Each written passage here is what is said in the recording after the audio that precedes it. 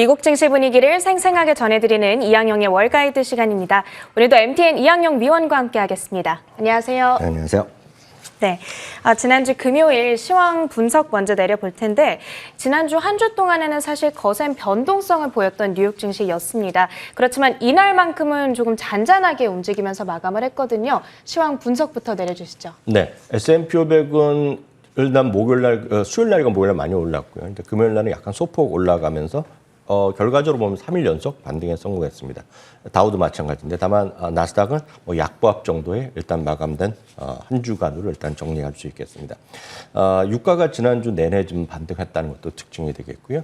그러다 보니 에너지주가 지난주에 특히 지난 금요일까지에도 3일째 전체 시장의 반등을 좀 주도한 성격이 아주 짙은 것으로 일단 주말을 정리할 수 있겠습니다. 말씀드렸던 대로 유가는 74달러에 이제 근접하는 수준까지 올라갔고요. 10년물 국채금리도 반등세를 지속하고 있습니다. 기억하시는 계시겠지만 미국 시간으로 수요일 날, 우리 시간으로 목요일 날 새벽만 하더라도 10년물 국채금리는 1.3, 1.35에서 왔다 갔다 했거든요. 근데 이게 얼추 1.45% 수준까지 지금 반등하는 그런 수준에 와 있습니다. 한편 미국 달러는 지난주에 좀 강세 추세였는데요. 지난 주말에는 좀 약보합 정도로 흘러갔습니다. 그렇지만 여전히 지금 전 세계 대비 달러의 좀 반등세는 분명한 추세로 일단 이해하시면 되겠네요. 네, 알겠습니다. 이날 시황에 대한 전반적인 분석 먼저 한번 만나봤고 그럼 특징주 흐름도 확인해 봐야겠습니다.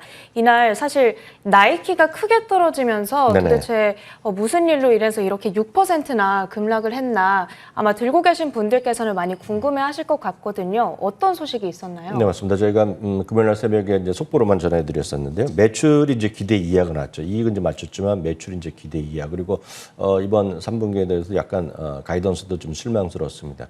이유는 딱 하나입니다. 나이키가 신발 자체가 지금 살려는 사람들이 뭐 줄어드는 것이 아니라 나이키의 지금 생산에 지금 좀 약간의 좀 문제가 있는 거죠. 그게 바로 이제 베트남에서 문제가 있는 거 여러 번 말씀드렸습니다. 그러다 보니 공장이 셧다운돼 있고 결국 코로나 때문인데요. 이런 것들에 대한 부담감이 시장에 온전히 반영됐습니다.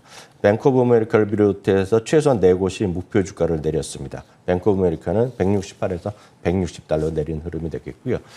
같은 날 이제 같이 장 마감 후에 실적 발표했던 것이 코스트코인데요. 분기 최고 매출이 나왔다고 말씀드렸습니다. 그리고 성장성은 EPS 증가 이런 것들을 보면 20년 만에 또 최고가 나왔다는 얘기 확인드렸었는데요. 깜짝 실적이 대한 어떤 주가의 반영은 아주 분명했습니다. 3.3%가 올라가면서 역시 사상 최고가를 기록했고요. 모건 스탠리에서 510달러까지 올린 것을 비롯해서 최소 6곳의 목표 주가를 올려놨습니다. 세일즈포스도 2.8%나 올라가면서 사상 최고가를 기록했는데요. 파이퍼 샌들러에서 목표 주가를 크게 올렸습니다. 280달러에서 거의 지금 80달러 올려놨거든요. 거의 한 25%를 한 번에 올리면서 주가의 급등을 가져왔고요. 또 메디컬 디바이스라 합니다. 의료기기, 의료 장비 쪽의 의료 설비 검사할 때 다들 들어가는 세계 최대 기업 중에 하나가 서머 피셔 사이언티픽이라는 회사가 있는데요. 역시 사상 최고가로 올라갔는데 골드만삭스에서 강력 매수 리스트에 편입시킨 것이 주요 배경이 되겠습니다. 네, 저희가 첫 번째로 살펴봤던 이 나이키 같은 경우에는 공급망 이슈가 사실 단기적으로 해소되기는 어려울 것 같은 문제거든요. 그래서 제가 투자 의견을 지금 찾아봤더니 여전히 매수 의견을 가리키고 있긴 하더라고요. 위원님께서는 나이키 지금 들고 계신 분들한테 어떻게 조언을 해주시겠어요? 장기적으로 나이키의 어떤 가능성은 여전히 넘쳐나죠. 다만 이제 단기적으로 보면 매출 자체에 대한 약간의 신뢰성이 좀 떨어진 거거든요. 그래서 단기적으로 여전히 변동성은 좀 있을 수밖에 없겠고요. 아마 장기적으로 보신 분들은 이제 투자 의견 중에서 매수냐, 중립냐 이런 걸 좀 보시는 게 의미가 있겠고요. 좀 어떤 트렌드한 단기적인 매매의 방향성까지 보시는 분들은 목표 주가 좀 올라가는 쪽에 보셔야 되는데요. 목표 주가 지금 지난 금요일 이후 조금 내려갔다는 것 자체는 약간 부담스러운 구간이다라고 일단 이해하시면 되겠습니다. 네, 알겠습니다. 다음으로는 금요일장 빅테크주들 흐름도 먼저 확인해 볼게요. 먼저 애플부터 한번 볼까요? 네, 애플이나 마이크로소프트, 알파벳 모두 일단 보합권에서 움직였습니다. 애플은 조금 올라갔지만 마이크로소프트는 소폭 내렸습니다. 그렇지만 최근 들어서 마이크로소프트나 알파벳 같은 주식의 어떤 사상 최고가 추이는 여전한 그런 움직임이라고 보셔야 되겠습니다. 더 특이한 것은 이제 테슬라죠. 테슬라가 2.75%나 올라가면서 2월 19일 이후 최고가를 가고 있습니다. 이제 여전히 테슬라에 대해서는 뭐 좋아하시는 분 계시고 실망했던 분도 많이 계시지만 그만큼 추세적으로 살아있다는 것이 되겠고요. 지금 전 세계에서 자동차에서 뭐 일부 극히 일부 그 최고급 라인 제외하고는 지금 없어서 팔지 못하는 자동차 회사는 테슬라밖에 없거든요. 그러니까 즉 지금 테슬라는 여전히 주문이 대기하는 거죠. 여러분들 제가 알기에는 모델 Y 같은 경우가 지금 내년 2월, 3월로 되거든. 지금 여러분들 네네. 주문하시면요. 그러니까 그런 것이 지금 현실이기 때문에 테슬라에 대한 주가의 판단은 단기적이야 뭐 누구도 못 맞추겠으나 장기적으로 봤을 때는 역시 테슬라의 가장 큰 변수는 생산을 캐파를 어느 정도 늘릴 수 있고 그래서 어느 정도 현실화되느냐가 가장 키포인트다라고 이해하시면 되겠습니다. 네, 알겠습니다. 이날 그런데 기술주들 전반적으로 봤을 때에는 좀 하방 압력을 받았던 게 사실이거든요. 그 영향을 미쳤던 가장 큰 이슈가 바로 중국 정부의 가상화폐 금지 소식이 있었습니다. 이것도 좀 자세하게 풀어주세요. 네, 맞습니다. 중국에서 그동안 최근 두세 달 동안에 소위 가상화폐와 관련된 상당히 지금 규제적인 것들이 많이 나왔죠. 거기다가 이제 전기 생산에 대한 것들, 전기에 대한 에너지 소비가 과도하다는 얘기도 있었고, 뭐 여러 가지 최근 들어 중국 정부의 우리로 보면 이해가 안 되는 조치들이 많이 나오고 있는데요. 어느 정도 예고가 됐었지만, 소위 비트코인, 소위 그 가상화폐와 관련된 모든 비즈니스를 금지하는 조치가 나왔습니다. 그러다 보니 비트코인을 비롯한 대부분의 가상화폐가 이제 급락을 하는 거였었고요. 다만 이제 지난 금요일 날은 또 오후 되면 또 반등 시도했고 지금도 장중에서도 계속 움직이고 있지만 아직 회복은 못하고 있습니다. 다만 이런 것들에 대한 관련 주식들이 있습니다. 그것들이 이제 대표적인 것이 거래소죠. 코인베이스가 2.4%나 떨어지면서 지금 상장 이후 또 최저 수준을 향해 또 달려가는 그런 모습이 되겠고요. 스퀘어도 1.6%가 빠졌습니다. 실제로 장중에 보면 3, 4%까지 떨어졌다고요. 그나마 선방하는 모습이 되겠고요. 마이크로 스트래티지라는 회사는 이제 소프트웨어 이제 관련된 회사, 그 일반 소프트웨어 IT 소프트웨어 회사인데 이 회사는 대표적으로 지금 이 가격은 그냥 비트코인과 그냥 거의 비슷한 움직임이라고 이해를 하시면 되죠. 왜냐하면 마이크로 스트래티지의 그냥 현금성 자산은 전부 다 비트코인에 그냥 쉽게 해서 올인돼 있는 상태거든요. 그래서 그런 주가 자체는 좀 상대적으로 지난 주말 내내 좀 약했다라고 보시면 되겠습니다. 네, 이렇게 금요일 하루 동안에 시장에서 가장 크게 이슈가 됐던 여러 가지 소식들 정리해봤습니다. 그러면 주간 단위 흐름도 저희가 분석을 해보도록 할게요.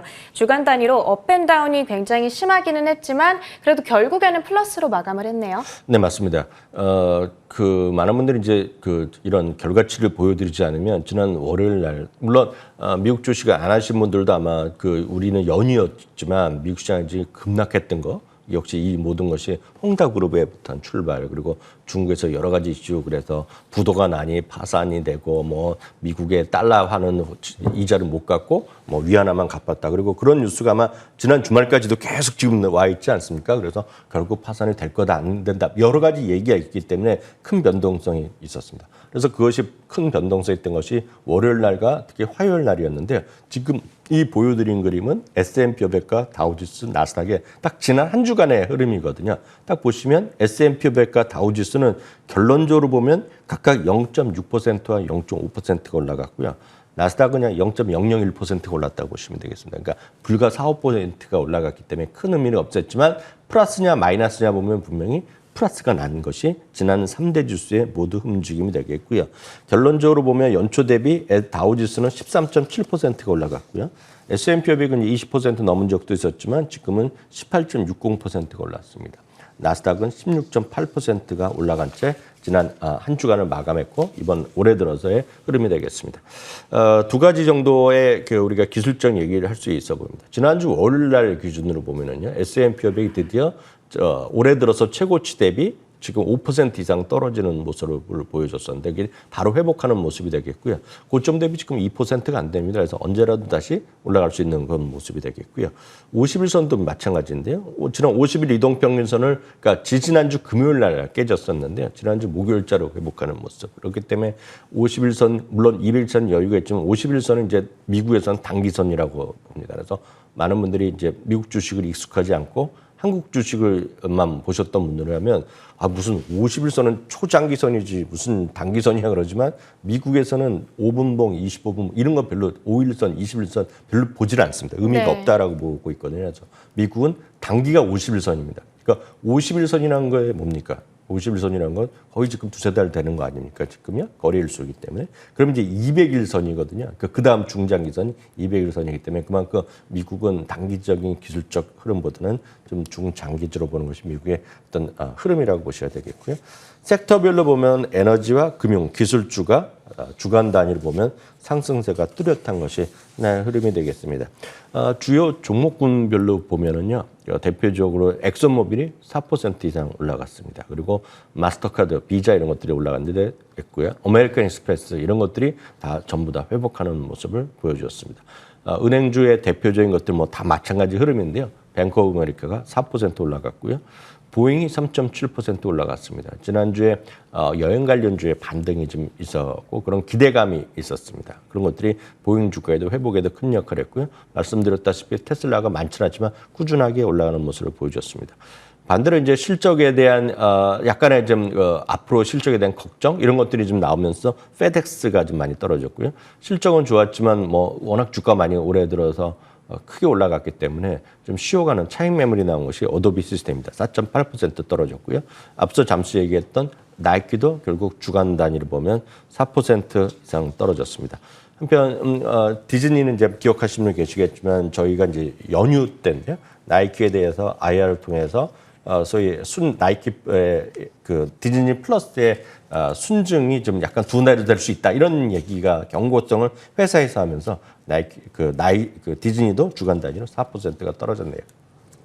네, 주 초반에 헝다그룹 이슈로 인해서 크게 흔들렸지만 결국에 주간 단위로 이렇게 플러스로 마감을 했다는 것은 그만큼 미국 시장의 어떤 대단한 저력을 보여준 게 아닐까 싶습니다. 이렇게 흔들리고 불안한 글로벌 증시 속에서 계속해서 오를 수 있는 이 힘의 원천이 뭘까요? 저는 이렇게 봅니다. 가장 그나마 안정적이다라고 보고 있는데 그 안정적인 이유는 여전히 전 세계에서 가장 많은 투자자들의 관심을 받고 있고 기관 투자의 비중이 상대적으로 높다는 것이 첫 번째 되겠고요. 그런 모든 것을 보여주는 것이 결국 지난주 한 주간의 주요 지역의 주가 흐름을 보셔야 되겠는데요. 아주 흥미로운 그래프가 있어서 한번 소개해 드리도록 하겠습니다.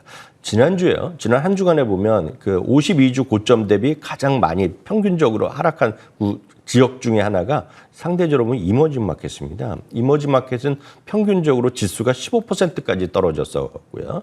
그리고 그 오른쪽에서 두 번째가 인터내셔널 디벨롭드라고 합니다. 그래서 이거는 미국과 캐나다를 제외한 선진국입니다. 그래서 쉽게 해서 유럽, 호주, 일본이 포함되어 있는데요. 5%가 떨어졌습니다. 평균이요.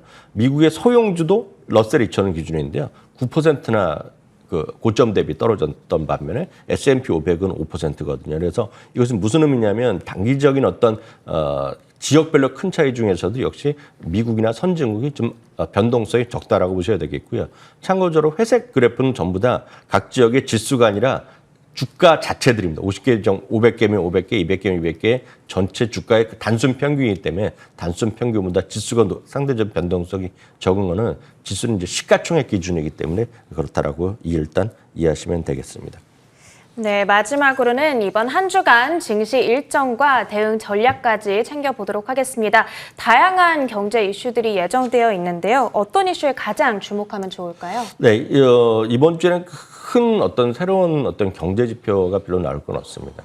이제 10월의 첫날이 금요일이잖아요. 그래서 네. 이번에 고용 보고서 같은 다음 주에 금요일 날 나옵니다. 그래서 이번에는 당장 이번 주에는 별로 없겠고요. 그보다는 소비자 신뢰 지수 정도가 흥미로울 것 같습니다. 그리고 이제 기존 주택 판매라든가 매달 한 번씩 발표되는 S&P 케이스 실러 주택 가격 지수가 화요일 날 발표되겠고요. 실적 관련해서는 마이크론 테크놀로지가 28일 날 화요일 날 발표되기 때문에 이 정도가 많은 시청자분들이 관심을 갖고 보실 만한 것이라고 보고 있습니다. 한편 시장 대응과 관련해서 한마디 말씀드리면 변동성이 크게 줄지는 않을 거라고 좀 보고 있습니다. 뭐 미국 시장도에 대한 얘기 말씀을 드렸는데 특히 미국 내부적으로는 이제 우리나라에서는 별로 이런 뉴스가 안 의미가 없겠고 우리나라에서 이제 실감이 안 나지만 매번 이제 거의 매년 미국에서 나오는 것이 연방정부 셧다운이거든요. 그것이 결국은 연방정부가 발행할 수 있는 채권의 규모가 정해졌는데 그것을 이제 높이자는 얘기를 계속 하고 있습니다. 그래서 이번 주 내내 아마 그 제롬 파월 의장과 제넷 옐런 재무장관이 상원과 하원에 출석해서 얘기 나올 텐데 지금 목표는 이제 10월 1일까지 끝내자는 얘기하는데요. 그에 대한 변동성 분명히 있을 것 같겠고요. 늘 말씀드리지만 이럴 때 가장 중요한 것은 무엇보다도 분산 투자다 이렇게 말씀드리고 싶네요. 네, 변동성이 이번 주도 조금 크게 이루어지지 않을까 예상해 주셨습니다. 그런 만큼 자산을 분배함으로써 리스크도 최소화하는 전략을 챙겨 주셨습니다. 자, 오늘도 미국 증시에 대한 판단은 MTN 이항영 전문위원님과 함께했습니다. 고맙습니다. 네, 저희 굿모닝 글로벌도 여기에서 인사드리도록 하겠습니다. 저희 공식 유튜브 채널 월가워즈 들어오시면요. 미국 주식에 대한 다양한 분석과 재미있는 이야기 풀어드리도록 하겠습니다. 많이 들어오셔서 구독과 좋아요 눌러주시길 부탁드리겠습니다. 저희는 내일 이 시간에 다시 찾아올게요. 끝까지 함께해 주신 여러분 고맙습니다.